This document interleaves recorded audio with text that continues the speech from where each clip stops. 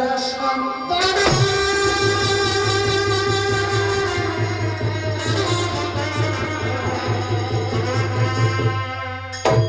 ওই স্বস্বপ্ন নিয়ে শ্রীরামচন্দ্র করেছেন গমন।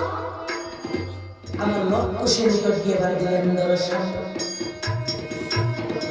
লক্ষ্য সে নিকট বছরের শিশুগণ, তোমাদের মাতা পিতার পরিচয় কি? বলে গো মহারাজ, যেদিন যাব আমাদের সাথে সমুদ্রের জন্য, সেই দিন দিব আমার মাতা পিতার পরিচয়। তবে বলুন তো আপনার পিতার নাম কি? আমার পিতার নাম দশরথ। আর কোন দশরথ? কোন দশরথ?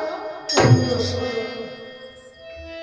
যেই নাকি ব্রহ্মা হত্যা করে পাপ করেছিল, সেই দশরথ আপনার কি হয়? সেই দশরথ আমার পিতা।